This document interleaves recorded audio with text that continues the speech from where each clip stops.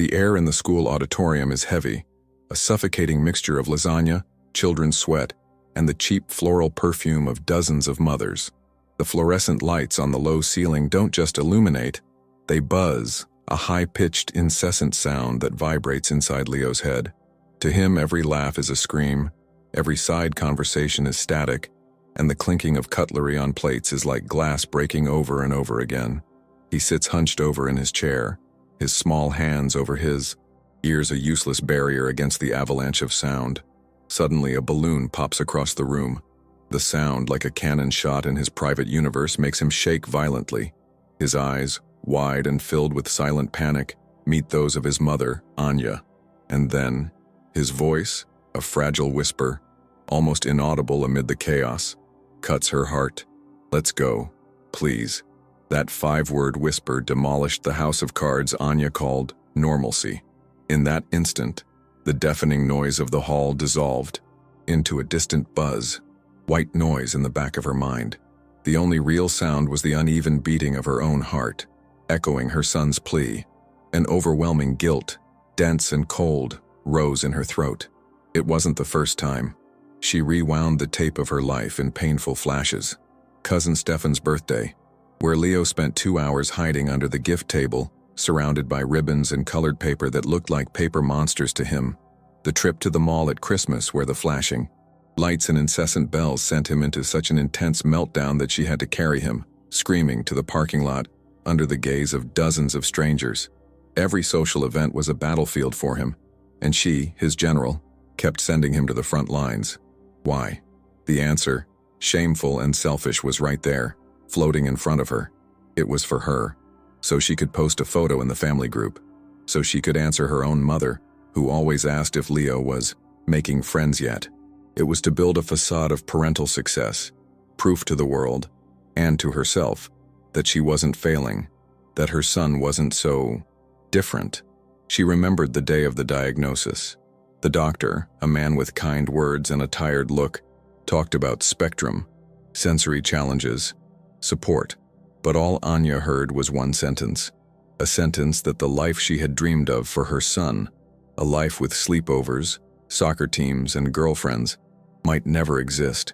And since then, she had been desperately trying to rewrite that sentence by force, dragging Leo through experiences that hurt him in the hope that one of them would magically cure him. She looked at his untouched plate of food, at his still trembling hands. His request to leave was not giving up. It was the bravest thing he could have done, asking for help. And she, his mother, the person who was supposed to be his safe haven, was the very storm he needed to escape. The journey to that dinner was a maze of dead-end alleys, each marked with a sign that read, "Hope." Anya clung to every promise like a shipwrecked person clinging to a piece of wood. First came the diet phase. An acquaintance swore that eliminating gluten, casein, and refined sugar had transformed her nephew. For 3 months, Anya's kitchen became a laboratory. She spent a fortune on exotic flours and plant-based milks, spending hours preparing meals that Leo, with his picky eating habits, barely touched. Mealtimes became a hellish negotiation and tearful ordeal, ending with Anya crying in frustration and Leo hungry. The only thing the diet eliminated was the peace in her home. Then came Dr. Petrov, a renowned therapist from a neighboring town. He promised neural reprogramming through intensive behavioral therapy sessions. The office was sterile and white, and Dr. Petrov talked about Leo in front of him as if he weren't there, using terms like dysfunctional behaviors and negative reinforcement. The sessions consisted of forcing Leo to maintain eye contact until he cried, or taking away his beloved building blocks until he completed a socially appropriate task.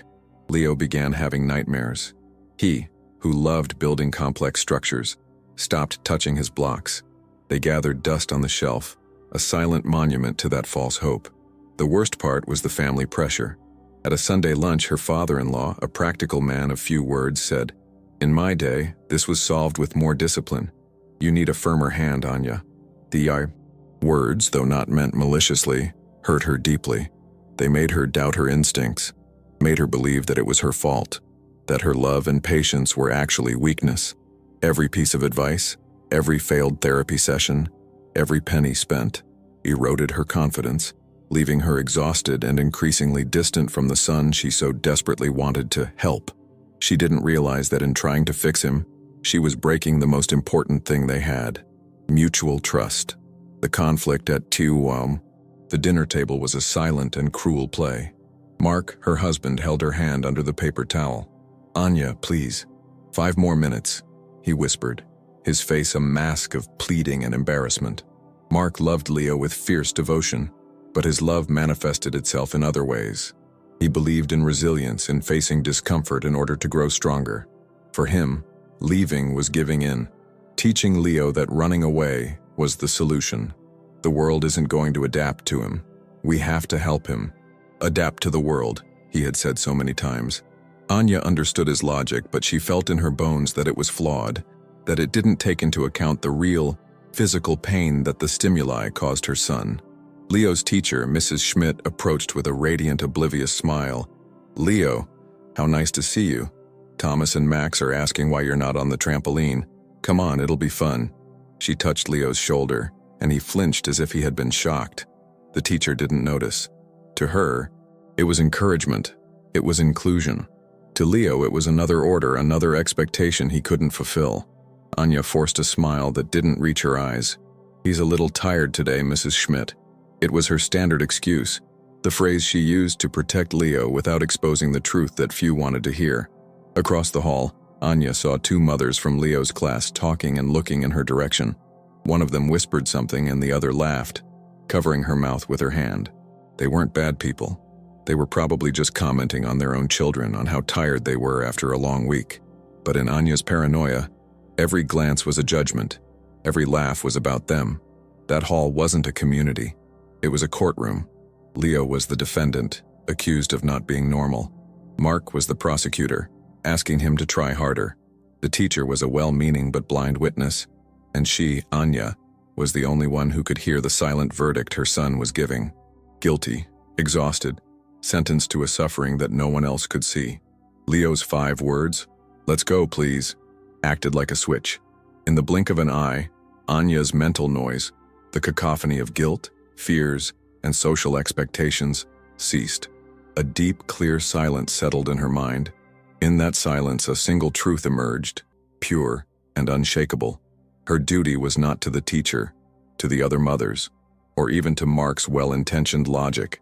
Her duty was to that 7-year-old boy, whose world was falling apart, and who had the courage to hand her the only lifeline he had. She let go of Mark's hand. His touch, which had once been comforting, now felt like an anchor holding her in the wrong place. She looked into her husband's eyes, and without saying a word, he saw the change. The Anja who apologized, who tried to justify herself, was gone. In her place was a mother. Just that. A mother in her most primal and protective form. With a calmness she didn't know she possessed, Anya leaned toward Leo. "Yes, my love, we'll go right now." She didn't get up abruptly. Her movements were fluid, deliberate. She picked up the cloth napkin, folded it, and placed it next to the plate. She pushed her chair back gently. She picked up Leo's little coat from the back of the chair and helped him put it on, her fingers nimble and gentle. Mark started to say something. "Anya, wait," but she just shook her head slightly, a gesture that ended any discussion. She took Leo's hand, and the little hand that had been trembling now clung tightly to hers. Together they began to walk toward the exit. It was the longest walk of her life. She didn't look to the sides, didn't seek anyone's approval. She felt the stairs on her back, but they no longer affected her. They were like arrows shot at armor. As she walked through the door and felt the cool, clean night air on her face, Anya took a deep breath. It wasn't a sigh of defeat. It was the first breath of a new life, a life where the compass no longer pointed to what others thought, but to where her son found peace. The silence in the car on the way home was therapeutic. It was a vacuum filled not with tension, but with relief. Anya turned on the heater, and the soft sound of warm air was the only soundtrack. In the rearview mirror, she saw the transformation in Leo. Gradually, his shoulders, which had been hunched up against his ears, relaxed. He took his hands away from his ears and began to watch the streetlights pass by, no longer as aggressors, but as colorful blurs on the window. Then he did something he hadn't done in weeks. He started humming. It was a low, wordless, repetitive melody. a sound Mark used to call weird, but which Anya now recognized as his sound of peace, the sound he made when his nervous system finally found balance. To her, it was more beautiful than an orchestra. Arriving home, the routine was a balm. Taking off his tight party shoes, changing his stiff jeans and button-down shirt for his soft, well-worn dinosaur pajamas. Anya prepared a bowl of cereal for him, his comfort food, and sat down with him at the kitchen table under the warm yellow light. There was no pressure to talk, just the company of each other. The big win of the night came later. Anya was sitting on the couch reading a book when Leo approached her. He was carrying his most precious possession, an old tablet where he watched videos about the solar system. He sat down next to her, close enough that their shoulders touched. He opened the video of his favorite animation about Jupiter's moons. He watched for a few minutes and then, without taking his eyes off the screen, he took Anya's hand and placed it on his head, a silent request for a head rub. As her fingers moved gently through his hair, he sighed, a deep sound of contentment. In that moment, there was no autism. There were no challenges. There was only a mother and a son, connected by a gesture that said it all. "I'm safe with you. You heard me." After Leo fell asleep wrapped in his planet blanket, Anya went out to the small porch with a cup of tea. The moon was almost full, casting a silvery light over the quiet houses in the neighborhood. It was the first time in years she had felt truly at peace. She realized that her fight was not against autism. Her fight was against a ghost, the ghost of the child she imagined she would have, a projection. And for years, she had tried to make her real flesh and blood son fit the mold of that ghost. It was a subtle cruelty, born of love, but cruelty nonetheless. She remembered a conversation with her grandmother years ago. Her grandmother, an avid gardener, once said, "You can't blame a rose for not being a sunflower. You don't yell at it to turn toward the sun. You plant it where the afternoon sun is mild, give it the right soil, and admire it for being exactly what it is, a rose." The metaphor hit her with the force of a revelation. She had spent all this time trying to turn her rose into a sunflower, trying to force it to face a sun that burned it instead of finding the soft light that would make it bloom. Redefining success became her new mission. Success wasn't a party-filled schedule. It was a quiet night at home. Success wasn't smooth conversation with strangers. It was a request for a head rub. Success wasn't about fitting into the world. It was about building a world that fit them. She cried, but for the first time, they weren't tears of sadness or frustration. They were tears of mourning and liberation. Mourning for the dream she needed to let go of, and liberation for finally being able to embrace the beautiful and complex reality that was right in front of her. She no longer needed to fix her son. She just needed to love him. The next morning's sun did not bring a magical, problem-free reality. Life went on. There was an email from Mrs. Schmidt in the inbox, asking if everything was okay, with a tone of concern that bordered on disapproval. Mark was still quiet during breakfast, processing her unilateral decision the night before. The world hadn't changed, but Anya had.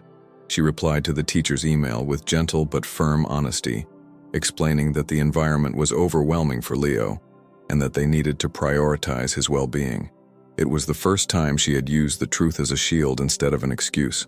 The conversation with Mark would come, and it would be difficult, but now she had a solid foundation under her feet. Her hope was no longer a fragile fantasy. It was a tool. It was the certainty that although she couldn't remove all the obstacles from Leo's path, she could walk alongside him, validating his feelings and defending his needs. The pain of isolation would not disappear completely, nor would the frustration of bad days. But now, the pain was counterbalanced by an authentic joy found in small victories. A new buzz, a shared book, a look of trust. Their future, which had once seemed like a narrow path, full of barriers, now opened up like a vast field. Perhaps it would be a quieter path with fewer people, but it would be their path, paved with understanding and acceptance. Happiness was not in reaching a destination called normal. It was in learning to love every step of the unique journey they were destined to walk together. Not all love speaks, but all true love listens to the language of the soul, and sometimes the bravest request is not a shout, but a whisper to come home. If this story touched you, if you've ever felt like you were fighting a battle that no one else could see, like, comment, and subscribe. Your story matters too, and someone, somewhere, may need to hear that they are not alone today.